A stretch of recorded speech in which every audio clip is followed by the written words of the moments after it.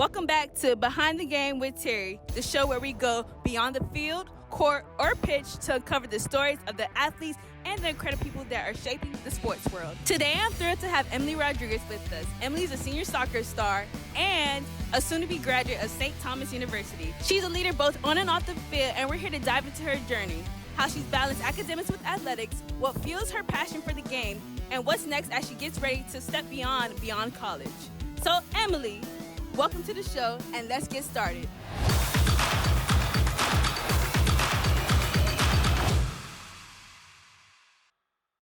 Welcome back to Behind the Game with Terry. I'm Terry. I'm Emily. And we're about to get this thing rolling. Are you ready? I'm so ready. All right, let's go. So growing up in Miami, attending Somerset Academy, what's first sparked your passion for soccer? So what first sparked my passion was at a very young age. Actually, fun fact, my sister's the one that got me into soccer. I did not want to play soccer. Why not? I don't know. I was like 4 or 5 years old. I had no interest in sports. Mind you, I was really young. But my sister, she really wanted to get into it. So whatever. My parents threw us in a club in Miami Lakes. Mm-hmm. So I was always born and raised in Miami Lakes. And I ended up loving it. She ended up hating it. Yeah. So she ended up quitting, and I ended up playing soccer till now. Okay, period. My sister is what sparked me. Your sister is what sparked your interest in soccer. For sure. She's the one that Quit. stopped. Yeah. So what led you to choose Lincoln Memorial University in Tennessee for the start of your college career? So in high school and in club, I had huge standards for myself. I was top scorer, usually known as, in high school, and I scored a lot of goals my senior year, got like 20. My whole career in high school was 40 in total. So I really wanted to reach those standards. Obviously, I was looking at D1, but during my recruiting process, a lot of NAIA schools, I had this really good D3 school in Kentucky reach out to me. They had flown me out and everything, but I really wanted to push myself. I was like, okay, D3 is okay. At the end of the day, the division doesn't matter. Everyone's super competitive, but I really wanted to push myself. So I was like, let me keep looking at my options. So that's when Lincoln Memorial reached out to me. And I flew out, got to see the school. I loved the girls, so I ended up choosing them. And just to see, to test my comfortability skills, to reach outside the box. Tennessee is completely different from Miami. Yeah. So really just to test out different cultures too, and yeah. How did you adapt? Because, you're coming from Miami, which is, extremely hot. The sun is coming out right now while it was just raining. So it's, the weather changes from Tennessee to, the culture in Tennessee. How did that, impacted you or changed you? So, yeah, it was super cold. The one thing that annoyed me the most was scraping the snow off my car. That was terrible. Terrible. And even just playing in the snow was, the snow is way harder than you think it is. It's just hitting your skin. Yeah. And, yeah, it was just a culture shock, too. That's what hit me the most when I first got there. I was very introverted when I got there. People around me were just so different. I was the only Hispanic girl on my team for my junior year. I had another girl from Florida too, my freshman and sophomore, but just one other person does make a difference. But at the end of the day, you're surrounded by so many other people, let alone my roommate. She was from the Netherlands, from Europe. So when I first heard about that, I was like... That's probably not the scariest thing, but coolest thing. Yeah. To experience, because you have a different roommate. It was definitely intimidating at first. I was questioning, is there a language barrier, this and that? But she ended up being my best friend, and we still talk every day. I need to go visit her. But I'm very thankful for that, to get to know these people from all around the world, even around the U.S. Now I have different spots to go and visit, houses to stay at if I wanted to, and yeah. That's what's up, Emily. So how's the transition from playing at a D2 program to competing at an NAIA school like St. Thomas University?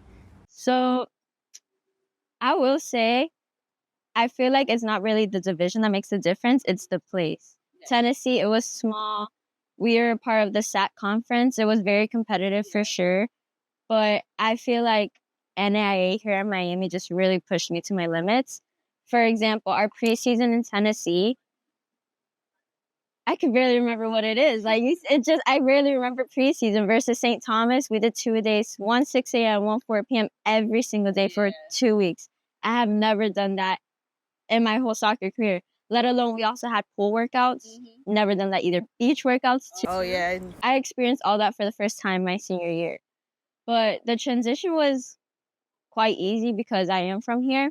My coach from St. Thomas, I have known her since I was 5 years old.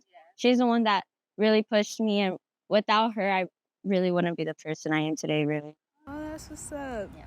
So, what have been the biggest differences between playing soccer at two schools, both on and off the field? Okay.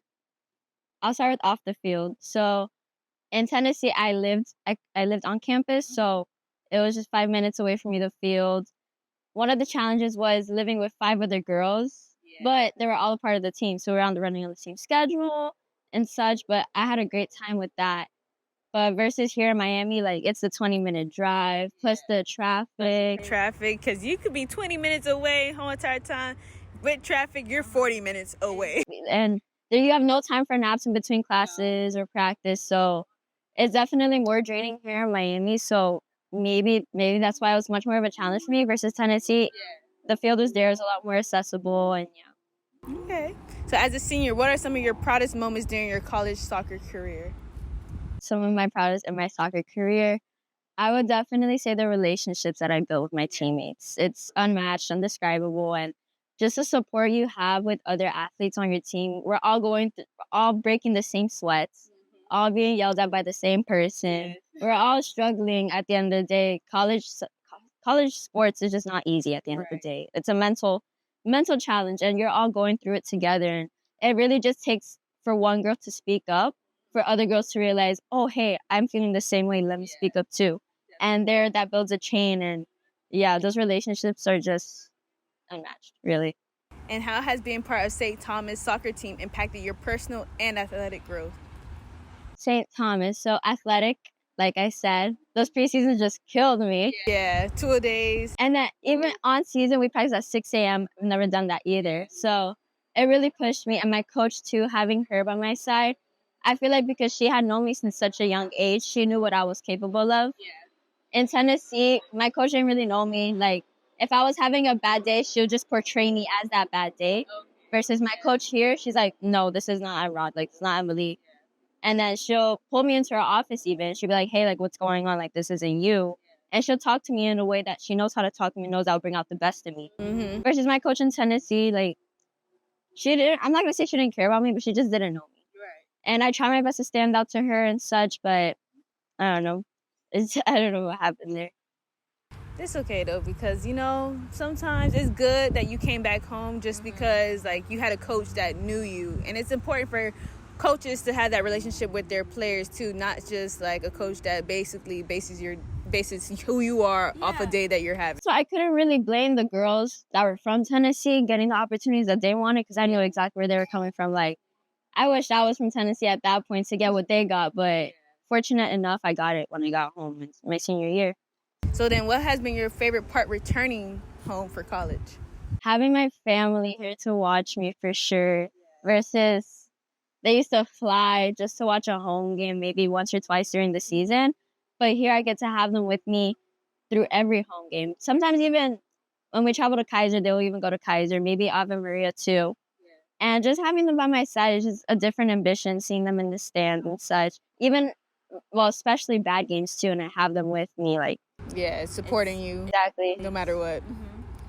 And then when you're not on the soccer field, what are some of your favorite hobbies or activities? Okay.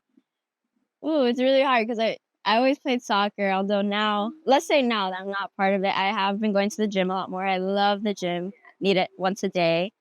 I love spending time with the family, especially now soccer's over. I feel like I have much more free time, so I get to spend it with them, spend more time with them. What else? Like to read the Bible. I'm a big girl in faith, so I've been doing that a lot more, discovering my faith, my relationship with God. Yeah. So going out, dancing. Dancing party. You need that. You need that. Miami life or no life. For sure. So as a senior, what role did you play as a leader on your team, and how do you support and motivate your teams? Okay. So, like I said, my time in Tennessee wasn't as easy, wasn't as ideal. Yeah.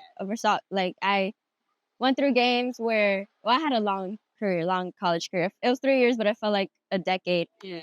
And I feel like I went through a lot of adversity between those 3 years. I went from playing a lot of minutes to no minutes and then not even being recognized. So I feel like when it came to St. Thomas, I got that recognition because of my coach, and I got that playing time. I started scoring goals and such. I started making a name for myself. So then when I saw the girls who were in my shoes once, and I saw them from their attitude, from the effort, I could see that they're going through almost the same that I went through in Tennessee. So I recognized that, and then I go talk to the girls. I'm like, hey, like, I know what you're feeling. It's gonna be okay. I was in your shoes once. And I fell through a lot of deep conversations with my teammates for sure about very personal experience that they were going through current in season or even before. And I was just grateful that they were comfortable enough to open up to me, let alone a girl that was just there for 1 year, you know? So I feel like the role that I played was I felt like I supported a lot of the girls. Aside from everything from soccer, like as a friend, as a teammate, I feel like I was there for them and I pushed a lot of them for sure. That's what's up, Emily. You're like a big sister to them. Yeah. That's what's up. Oh my goodness, I love that. How do you balance the pressure of performing well individually while supporting the team's goals? Okay, so it is a lot of pressure. Definitely a lot of pressure. My coach, she had a lot of standards for me. She knew me since I was little. She knew I was capable of, like I already said. And that was already pressure enough too. Coming back home, my family understands pressure, pressure, pressure. But I saw an interview once. It was LeBron or Kobe. I'm a big basketball girl. Period. They said that Nope. pressure doesn't. Nope. They said that pressure doesn't exist. It does not exist, and it only exists unless you put it onto yourself. So I feel like when I step on that field, I put pressure aside, and I just focus on my job on the field and getting it done. And I feel like once you put all that pressure on yourself, which I feel like I did in Tennessee, it's a mental toll on you. And the best of you just doesn't come out. So when I came back to Miami, I was able to open up to my coach, my comfortability level went up, and I kind of just let myself go. My overthinking went away, and I just performed better and became a better person overall, honestly. So your mental toughness has grown so much because at the end of the day, like you said, Kobe and Bron thought like there's no such thing as pressure. So once you stepped onto that field, you probably was like, there's no such thing as that. It's time to dominate. So Zen mode. Yeah. We love that. We love to hear it. So what are your plans after graduation? And do you see yourself continuing with soccer or are there any other goals you're pursuing? So unfortunately, I think I am done with soccer, but I do have a lot of plans aside from that. I do want to go into the sports industry. Once I graduate in May, I want to do my master's at the University of Miami. Okay. Aside from that, this coming January, I'm going to start my internship with the F1 at Hard Rock. Along with working with the Dolphins, I now work with the Flag Football League for them. I work with their youth programs. So it's just a lot of things that had come together outside of the scenes from soccer that I'm just so blessed that worked out. And I had not a plan B because it's now my plan A, but it's all really a blessing. Like That's we love it. And you see how she said youth programs, right? So remember back to Emmanuel Trusty. Emmanuel Trusty interview. Hint, hint. You're interviewing him? I already interviewed him. So hint, hint. YP. You see how it progresses? Okay, we gotta make sure stay locked in. Sorry, this is going to be our last question. What lessons from soccer do you think will carry over into your life after college? Definitely discipline and confidence. I mean, you need it everywhere you go. And me as a woman that wants to go into the sports industry, which is male dominated, I need to walk around with my chin up, my shoulders high. Always. Otherwise, no one's going to respect you, let alone a grown man with a high title. Yeah. Like you need that confidence. And I feel like I gained that in soccer and pushing myself too, like pushing to those limits. I feel like me during workouts, or even a long run, like I know what it took to push myself to push those limits. So in my profession, I feel like if something were to hit me that I feel like I couldn't handle, I'll tell myself, look, you did this in the past. Like not an average person would do that. If you could do that, you could do this. And yeah. Period. Alrighty, so before we get to my favorite part of the interview, do you have any shout outs you want to give out to? Shout out my mom for sure. Definitely my family. My coach, Michelle Smith, Jamel Johnson, my club coach, and just a thank you for them too for my soccer career. It means the world to me, and it will be a huge milestone in my life for sure. A lot of memories made there. Clock it. So now it's time for my favorite part. It's called Terry's Penalty Kick.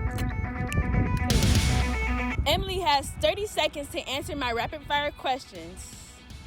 Emily, are you ready? Ready. All right, let's go. Favorite soccer player of all time? of all time. Chicharito. Plays for the Mexican team. Sneakers or slides? Slides, Crocs specifically. Home game or away game? Home. Messi or Rolando? Messi. Favorite soccer movie? Soccer movie? She's the man.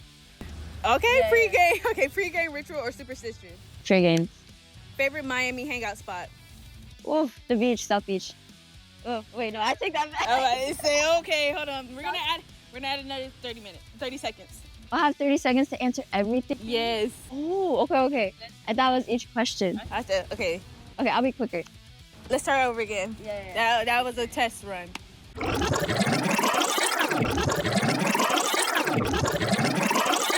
Favorite soccer player of all time? Alex Morgan. Sneakers or slides? Slide. Home game or away game? Home. Messi or Rolando? Messi. I keep saying the Messi. Favorite soccer movie? She's the man. Pre-game ritual or superstition? Free game. Favorite Miami hangout spot? South Point Beach. Beach day or city adventure? Beach day. Go to Chipotle order. A burrito, white rice, pinto beans. I don't have enough time to go. If you weren't playing soccer, what sport would you play? Volleyball. Tacos or pizza? Tacos. Dream car? I'm a McLaren. McLaren. Oh, we're done? Yeah. Oh, man. Did we get to them all? No.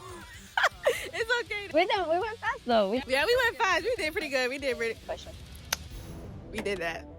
Alrighty, guys. Thank y'all so much for watching Behind the Game with Terry. I'm Terry. I'm Emily. And make sure you tune in and watch us dominate the sports world. Bye-bye.